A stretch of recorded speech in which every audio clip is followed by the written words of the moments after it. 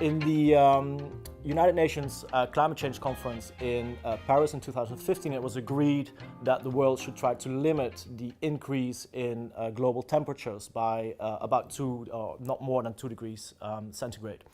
And in order to do that, there will need to be a massive transition, if you will, in the way that we produce products and services worldwide.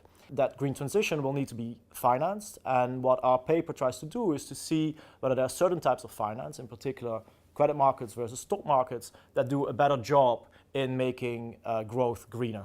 So firms can either attract bank funding, they can get a loan, and they will need to pay that back over a certain maturity, or alternatively they can go to a stock market and attract equity, which is a much longer financing instrument. We go back all the way to the 1970s, and we take a large country level data set, and for each country we have data on individual sectors, and we try to use that sector level variation to see whether polluting industries become cleaner over time as compared to cleaner industries that are already relatively clean in countries where stock markets and banking sectors develop at a different speed.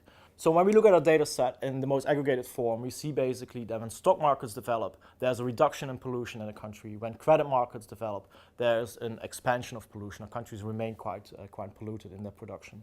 And so the reason why stock markets actually help firms to green their production structure is because it allows them to do more research and development and to come up with new inventions that make their production structures much greener. When we look at credit markets and banking sectors, when these expand, we see a different effect. We actually see that there's a reallocation towards dirtier sectors. So countries that want to clean up their industrial structure should definitely make sure that they not only have a large banking system, but that there's also enough equity funding available.